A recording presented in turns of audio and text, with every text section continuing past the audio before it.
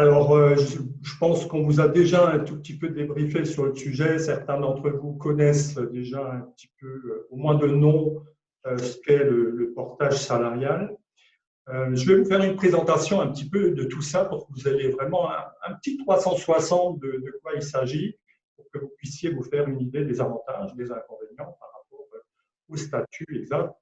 Alors, cette conf, elle s'appelle salarié ou indépendant. Pourquoi choisir quand on peut avoir les avantages des deux? Ou alors, comment réussir votre activité indépendante sans risque ni contrainte et avec les avantages du salariat? Je précise parce qu'il y a toujours ambiguïté dès qu'on dit le mot salariat, mais vous êtes bien des entrepreneurs indépendants qui faites ce que vous voulez, quand vous voulez, comme vous voulez. Et c'est en ce sens-là que c'est absolument génial comme statut. Alors, vous voyez que je vous ai mis pourquoi 80% des indépendants meurent avant la 5e année. C'est vrai que c'est un triste constat. Et d'habitude, vous avez l'habitude quand vous dites, ben non, ce n'est pas 80%. Il y a une notoriété publique, il y a environ une entreprise sur deux. C'est 50% des entreprises qui disparaissent avant la 5e année. Sauf que ces statistiques-là, les 50% sur les 5 ans, c'est tout panel d'entreprises confondues, donc y compris les sociétés, les PME, les ETI et les grosses boîtes, etc. Si on prend exclusivement les entrepreneurs individuels, on arrive à des chiffres de 80%. Ce n'est pas difficile à comprendre pour une raison très simple. Certes, il y a 1 200 000 ou 1 400 000 d'entrepreneurs, mais 1 sur 2 facture zéro toute l'année. Donc, ces chiffres sont totalement tronqués. Donc, évidemment, il y a beaucoup de gens qui n'ont pas d'activité ou très peu d'activité. Et ce statut est un peu utilisé comme un fourre-tout, comme un bricolage. Alors, rentrons un petit peu plus précisément dans les chiffres. Ce qu'on va faire aujourd'hui, c'est avoir des choses rationnelles, mesurables, quantifiables, pour que vous puissiez avoir un raisonnement sur tout ça. Pourquoi seulement 10% des indépendants réussissent à gagner plus de 3 000 € net mensuels? Regardez le petit tableau de gauche. Le tableau de gauche, c'est la roue des chiffres d'affaires que produisent les gens, les indépendants, donc chaque année. On voit qu'il y a environ la moitié, 52%, qui facturent moins de 25 000 € dans l'année.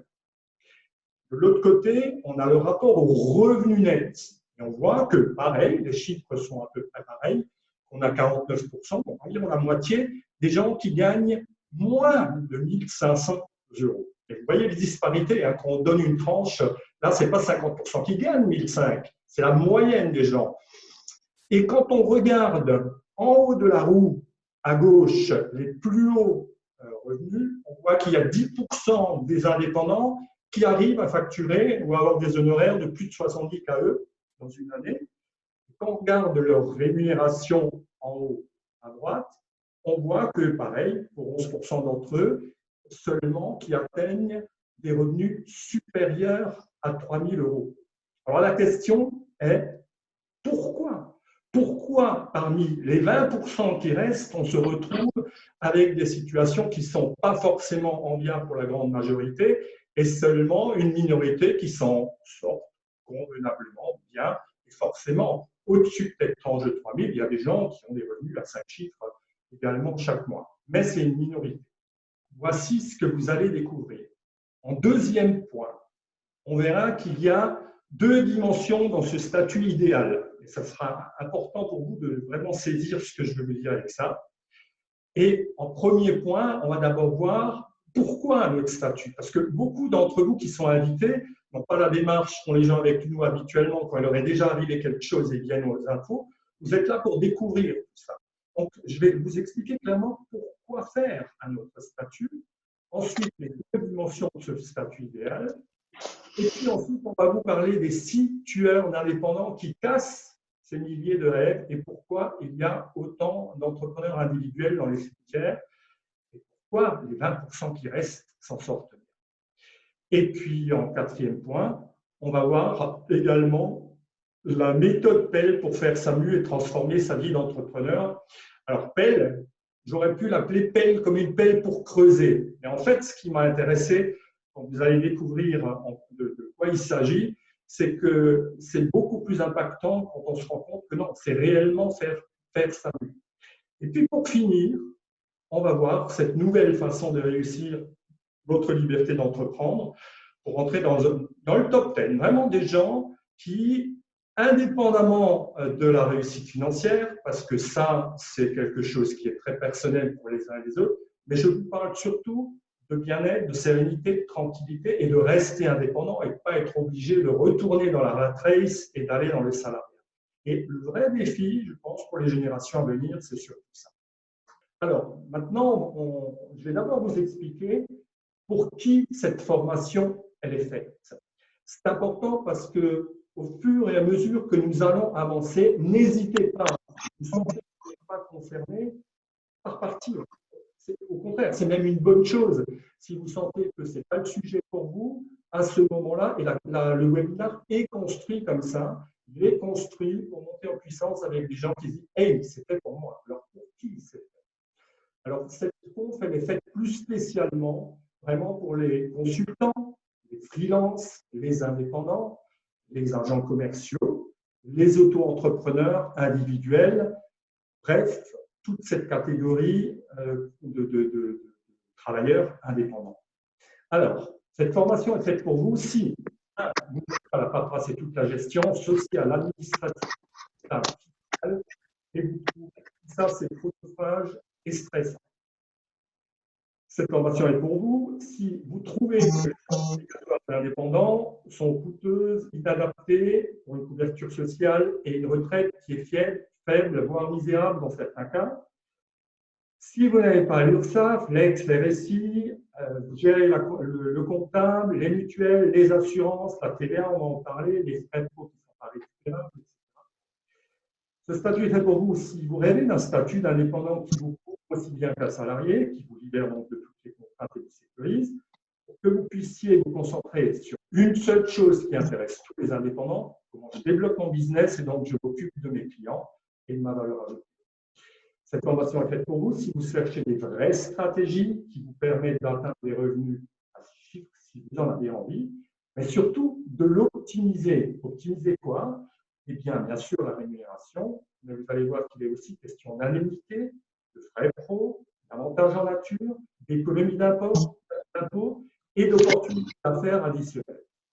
Et enfin, cette formation est faite pour vous si vous cherchez clairement une manière orientée et adaptée, un vrai soutien humain et personnalisé. Vous êtes dans un réseau, vous savez déjà la valeur que ça a, mais bien souvent, les confs qu'on fait, c'est avec des gens qui vraiment sont isolés. Donc, c'est important d'avoir un soutien humain personnalisé et des véritables croissances et des stratégies de croissance personnelle et pro pour booster, driver les gens vers la réussite. Maintenant, c'est vous qui allez participer un petit peu. J'aimerais vous poser une question. Selon vous, quel est le rapport entre ces 3 photos? Libre, alors allez-y, ouais. Libre, le risque, d'accord. Vous avez d'autres suggestions? Quel est le rapport? Challenge, ok. Insécurité, ouais. Danger, prendre des risques, choix de vie, évolution, pas faire comme les autres et tenter. Ok, super. En fait, il y a beaucoup de possibilités. Il y en a 2 ou 3 d'entre vous qui ont donné celle qui était le plus adéquat. Alors, quel est le point commun entre ces 3 choses? Effectivement, c'est le risque. C'est le risque de quoi? C'est le risque de se la jouer tête brûlée comme le petit rat en haut qui se dit bah, moi j'ai eu des expériences, mais maintenant je suis plus malin et puis on n'aura plus. C'est l'insouciance du gars en bécane qui se dit bah, moi je suis jeune, il ne peut rien m'arriver, je peux rouler sans casque. Et c'est l'insouciance aussi des gens qui sont arrivés dans cette situation parce que quelque part, la précarité dans laquelle on peut s'installer, c'est aussi parce qu'à un moment donné, on a peut-être pris trop de risques. Alors, il y a une solution pour être entraîné, préparé et bien protégé et devenir ce que j'appelle le rhino blanc. Et chacun d'entre vous, en fait, l'est déjà ou peut le devenir. C'est simplement qu'on ne nous l'a pas forcément appris. Donc, il y a quelques petits réflexes à avoir pour qu'on puisse bien se protéger et se prémunir pour l'avenir. Alors, on va voir maintenant quels sont les différents statuts, mais On va aller à l'essentiel, l'essentiel des quelques statuts d'indépendants. Alors, le principal, vous connaissez, évidemment, c'est le statut d'auto-entrepreneur ou les indépendants au réel, hein, qui est juste la suite du statut d'auto-entrepreneur. Au milieu, vous avez entendu parler du portage salarial classique, on va parler du portage salarial, et vous avez vu à droite, je vous ai marqué le portage franc-larien. Alors, c'est un terme que j'ai complètement inventé, qui n'existe pas. C'est simplement pour insister sur les différences que nous avons avec le portage salarial classique. Je vais vous en parler à la fin, mais avant, pour que vous saisissiez bien, j'aimerais vous rappeler, pour tous ceux qui connaissent, vous savez, les fameux cadrans de Kiyosaki, qui vous parlent des quatre possibilités qu'on a dans la vie, ou d'être un employeur, ou d'être possesseur d'une petite entreprise, ou d'être un investisseur, etc. Eh bien, pour les indépendants, il y a exactement la même chose. Les indépendants, vous avez en fait deux dimensions de besoin et de bien-être. Alors, j'ai fait une abscisse, vous voyez cette abscisse, elle va pour la ligne horizontale du statut le plus simple à droite au statut le plus protecteur. J'appelais là cette ligne la clarté. Pourquoi la clarté? C'est justement en fonction du bagage et du niveau de risque qu'on veut ou ne pas prendre qu'on va avoir une posture plus ou moins claire. Donc ça, c'est la ligne de la clarté.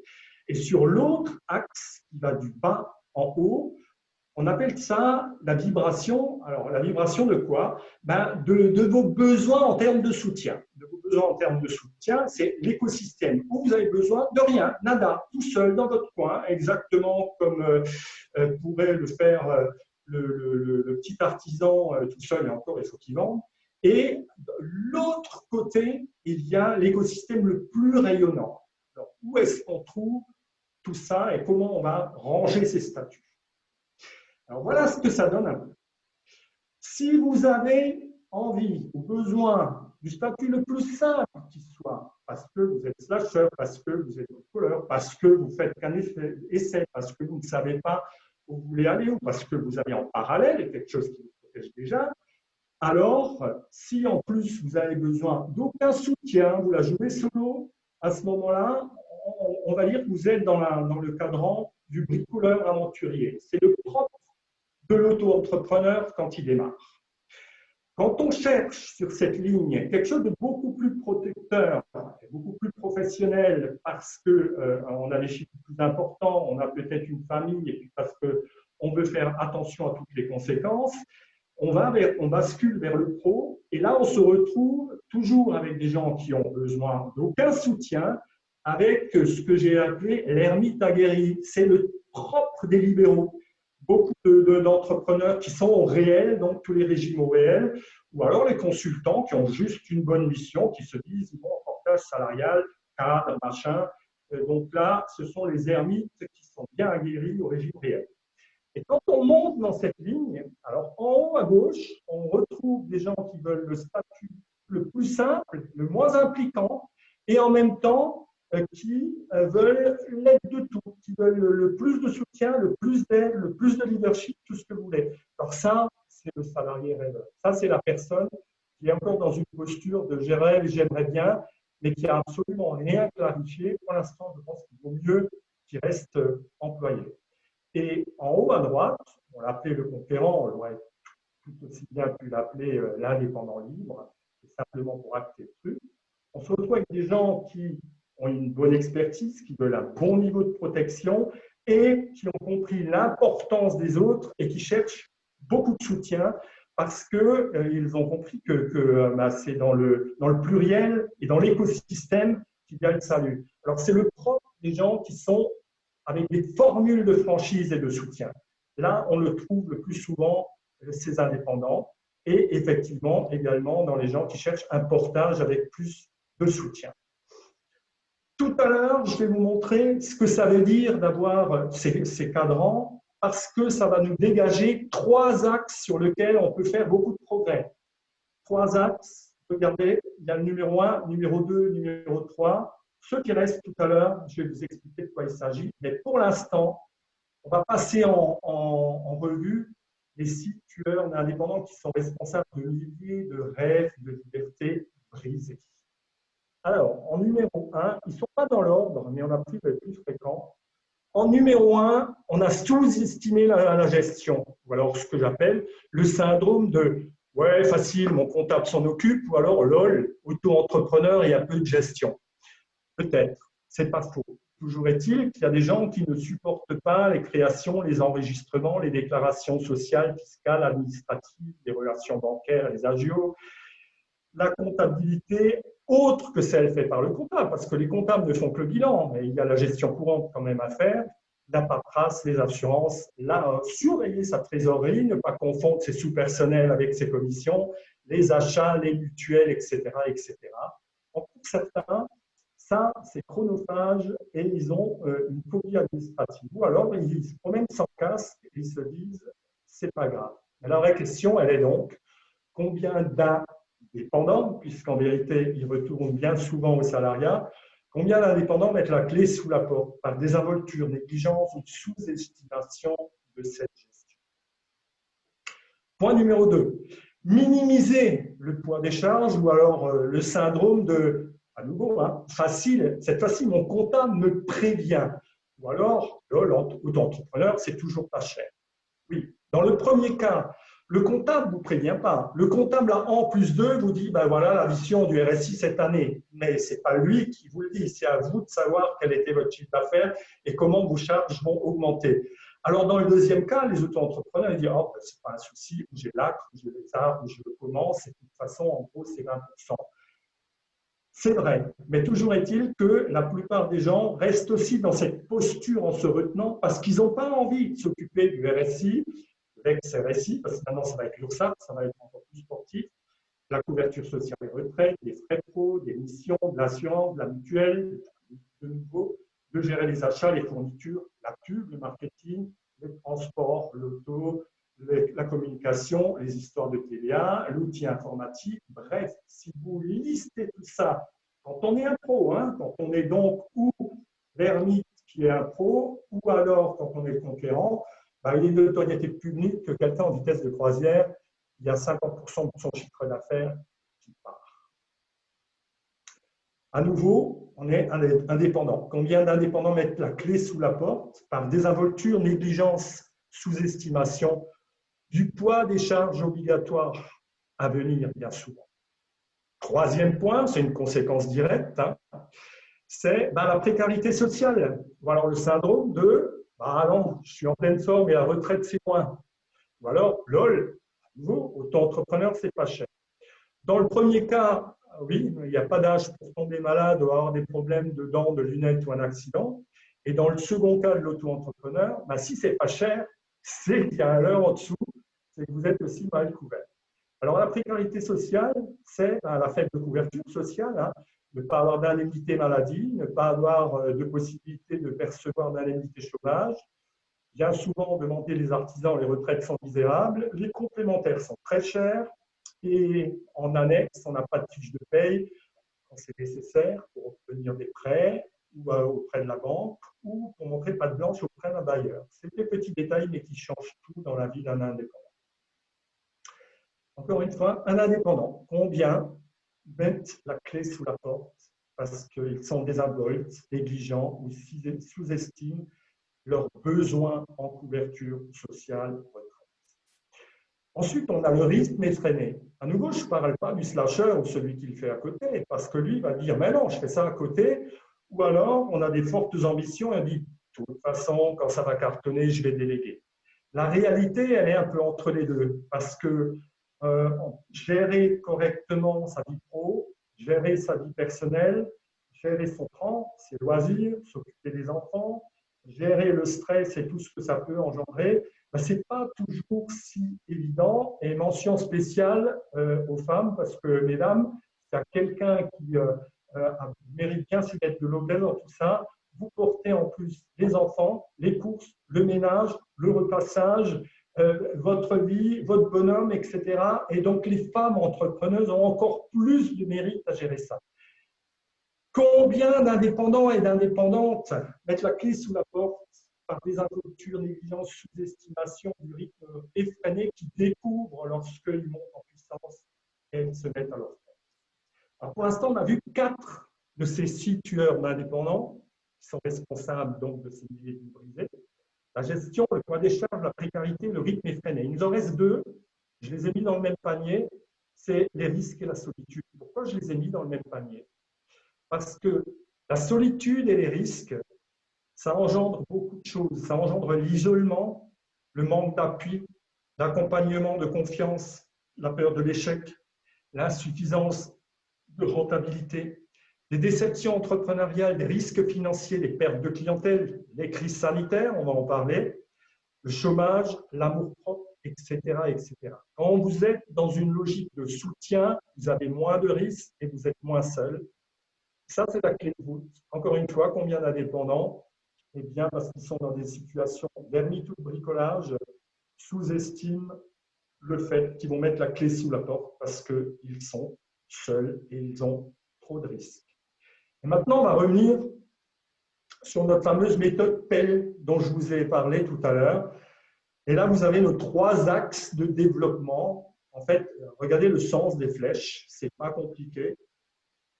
Le P, c'est le premier axe de développement que chaque indépendant a. Ça va être la personnalité, passer du bricoleur au conquérant. Il faut vraiment travailler sur sa posture et ce qu'on attend et comment clarifier tout ça. Donc, il est vraiment question de travailler la personnalité. Le deuxième axe, passer du bricolage vraiment à un positionnement, c'est une expertise. Il faut monter en puissance.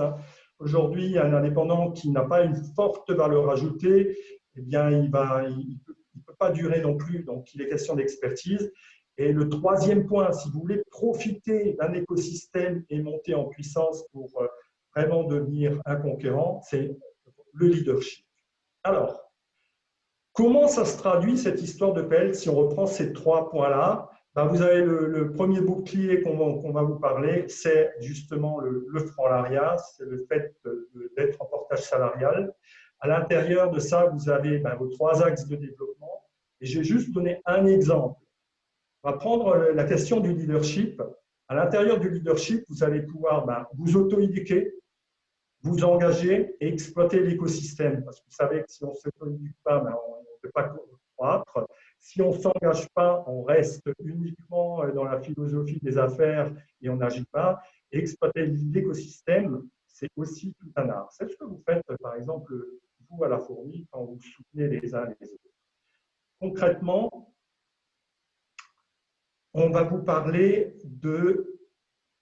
alors, je récapitule. Jusqu'ici, on a donc vu un autre statut pour quoi faire, les 2 dimensions, les 6 tueurs,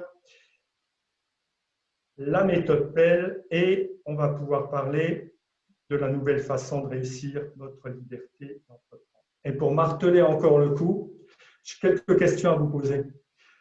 Combien de temps, d'énergie, de temps et de stress vous économisez si une équipe d'experts se charge de tout ce qu'on a vu 24/24? Qu'est-ce que vous ressentiriez si vous aviez un système qui est fiable et prévisible, qui vous permet de piloter votre activité sans risque, pour vos soins, votre retraite, votre rémunération, vos frais, avec la sérénité d'un moine salarié? Et qu'est-ce que vous diriez si à la fin de chaque période de perte de chiffre d'affaires, qu'il s'agisse de périodes où on n'a pas de business, ou alors de périodes comme celle que nous vivons aujourd'hui, où on est confiné, on ne peut pas travailler du tout, de percevoir jusqu'à 70% de vos gains passés en attendant que l'orage passe. Eh bien, c'est possible pour certains entrepreneurs, comme pour lui. Je vais vous en parler de ce garçon. Alors, pourquoi vous êtes ici maintenant? C'est peut-être parce que vous voulez avoir la liberté d'uniquement passer votre temps sur votre activité. Peut-être que vous voulez uniquement optimiser votre rémunération et investir ce que vous allez dégager dans quelque chose qui vous fait plaisir plutôt que de lâcher dans des risques. Ou alors, peut-être, vous voulez être simplement bien couvert et totalement zen pour, je suis allé trop vite, pour ne pas jouer à la roulette russe avec votre santé, avec la retraite et les coronavirus à venir, parce que il va probablement y avoir d'autres situations qu'on n'envisage jamais. Alors ça, c'est le cas de Andrea, que vous voyez là en bas. Andrea, alors ça vous concerne parce que c'est un agent co. Andrea, je l'ai connu il y a une dizaine d'années.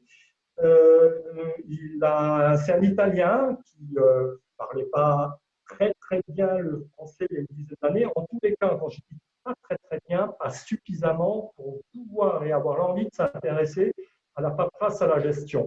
Il venait du monde du salariat, il avait envie de se lancer en agent co. Il s'est dit, l'épicerie fine italienne, ça va cartonner en France et je vais essayer de faire ça. Il a démarré en dormant dans sa voiture. Il n'avait pas une thune, il dormait dans sa voiture au début. Il a pris un mandat avec quelqu'un. Il est venu chez nous, a posé ce mandat sur la table et il a dit hey, Pascal, débrouillez-vous, faites-moi tout. La paperasse, tout ce que vous voulez, j'y déclare mes frais professionnels, tu me donnes le salaire. On a commencé comme ça et on en rigole souvent parce qu'aujourd'hui, il facture en moyenne 10 000 € par mois. Et il s'est offert une maison dans le sud de l'Italie dans lequel il partage son temps avec sa femme Anna. Et malgré le volant d'affaires qu'il a aujourd'hui, jamais il se remettra à son compte, il se mettra même à son compte parce que, comme il le dit tout le temps, il a les avantages du beurre, la ferme, la crémière et la vache avec. Et lui, ça lui va très bien. Alors, notre solution, on va rentrer dans le détail de l'offre maintenant. Qu'est-ce que c'est cette histoire de Franlaria? Je l'ai résumé comme ça. C'est le premier écosystème dédié aux indépendants qui allie à la fois le portage salarial, la notion de micro-franchise en réseau, telle que vous la connaissez, et du coaching. Alors, si vous avez aimé ce webinaire, ben vous allez adorer le concept, parce que ce qu'on va vous présenter dans le concept, c'est un peu symbolisé par notre colibri. On m'a créé ce colibri quand j'ai refait le site internet il y a quelques années. Et voilà comment ils m'ont schématisé ça. Chez les Amérindiens, le colibri est l'animal totem qui symbolise la joie de vivre et l'indépendance. Et l'origami est un art poétique, méditatif et la preuve d'un savoir-faire.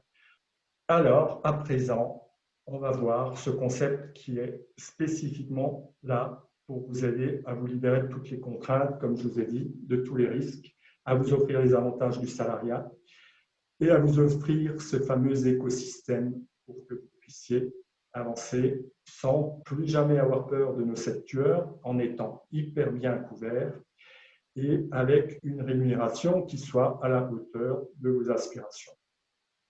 Comment ça marche? Je vais vous expliquer juste le principe et on va avoir le détail de l'offre. Ce qu'il faut que vous compreniez quand vous êtes en portage, c'est une relation à 3. En haut, il y a vous, les indépendants. En bas à gauche, il y a la société de portage. Et du côté droit, il y a les clients, que ce soit des entreprises ou des particuliers. Il faut au minimum simplement, le petit point 1, un contrat de prestation qui fixe les règles du jeu entre ce que vous avez décidé de faire avec vos entreprises et vos clients. Et puis, ensuite, la belle vie adosse le contrat de portage salarial derrière ce contrat de prestation et vous exécutez vos missions. C'est aussi simple que ça et vous pouvez démarrer et travailler et réaliser vos prestations. Quelquefois, il n'y a même pas de contrat de prestation lorsqu'on est dans la vente aux particuliers, notamment pour les coiffeuses, les esthéticiennes et tous les gens qui font des services à la personne. Ces ça, elles ont à facturer et elles réalisent leurs prestations.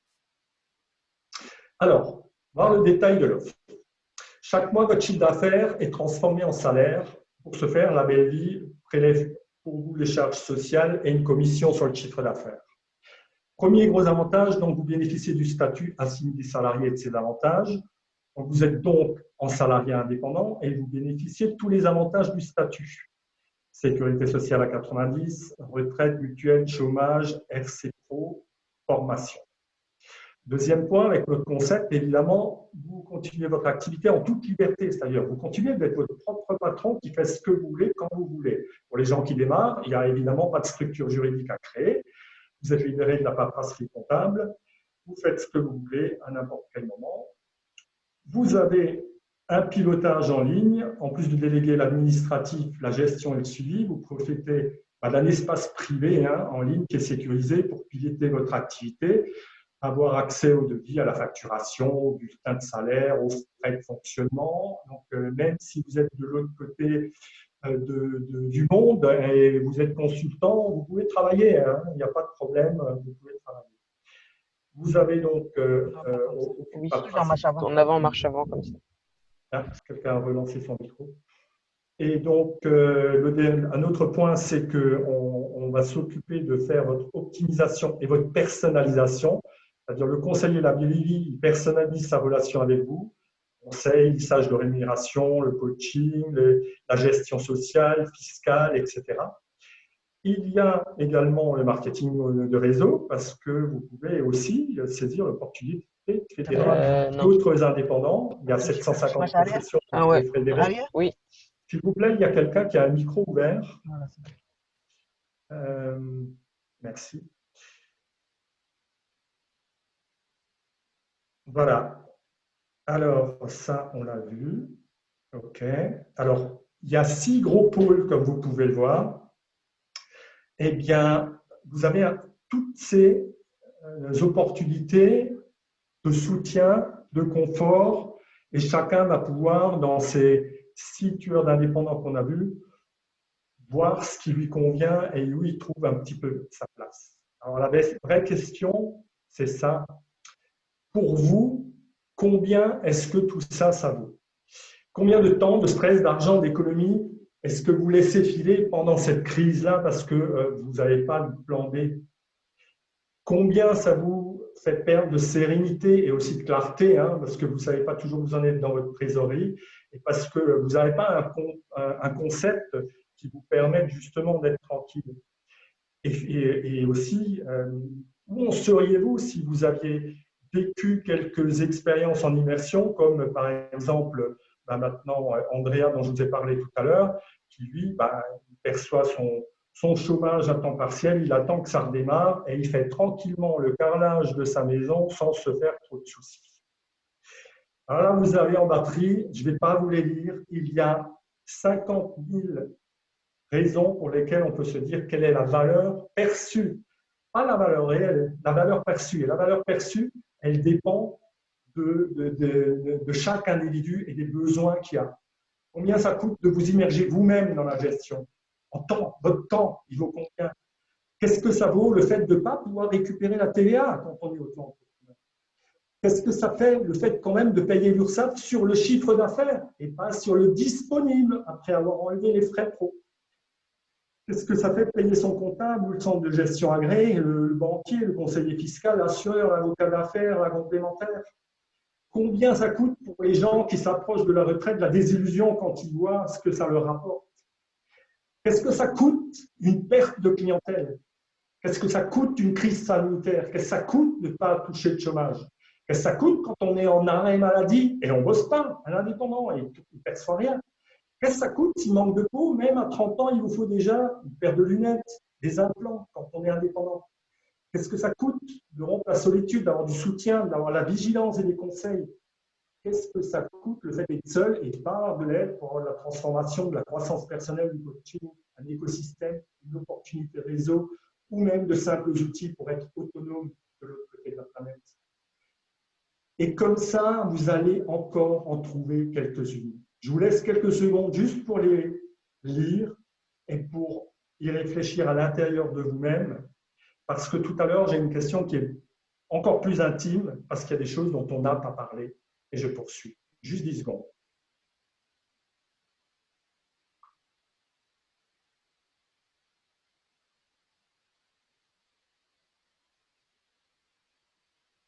OK? Alors, personnellement, moi, la valeur, pas la valeur perçue, la valeur réelle de ce que je mets chaque année dans l'ensemble des choses qu'on vient de citer, c'est environ 25 AE. Je peux le retourner comme je veux, c'est environ 25 AE. Et encore, dites-vous bien que moi, je ne peux pas assurer mon risque de chômage, de période sans activité, parce que je ne bénéficie pas évidemment de ce statut-là. Là, je suis dans un contexte de société, pas d'indépendance sécurisée. Donc, l'ensemble de tous ces points qu'on a vus, Moi, ma valeur non seulement perçue, mais ma valeur payée, c'est 25 KE. La vraie question, c'est combien vous valorisez ça? Alors, regardez ce petit millefeuille. Ce petit millefeuille, il correspond à la valeur perçue de la moyenne des gens selon la question qu'on leur pose. Tout en bas, les gens, on leur pose la question suivante. Tout ça, ça vaut quoi si tu as tout perdu? Qu'est-ce que tu aurais mis dans le panier si tu avais su tous ces risques qui te tombent dessus? En moyenne, la valeur qu'on perçoit pour se dire « Ah ben, pour que ça ne m'arrive plus la prochaine fois, ouais, effectivement, je me serais blindé comme pas possible », le jeu des chiffres est aux alentours de 40 KE. Si on monte d'un niveau et on pose la question « Qu'est-ce que ça va bien si on se la joue avec « Ouais, mais moi, ça va bien se passer, je vais avoir de la chance, quelle est la valeur perçue de toutes ces chances ?»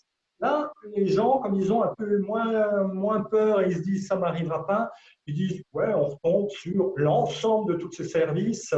Allez, je veux bien mettre 20 000 euros dans l'année pour mon développement personnel et mon confort social. » Et puis, si on monte encore d'une tranche, il y a les gens plus rationnels, pragmatiques qui vont dire « mais qu'est-ce que ça vaut ?» Vraiment, factuellement, le prix d'un comptable, le prix d'une mutuelle, le prix d'une couverture sociale, le prix pour avoir le chômage par rapport aux cotisations, le prix d'un coaching, le prix d'un pack chez vous, etc., etc. Là, quand les gens sont dans le rationnel, ils sont aux alentours de 15 000.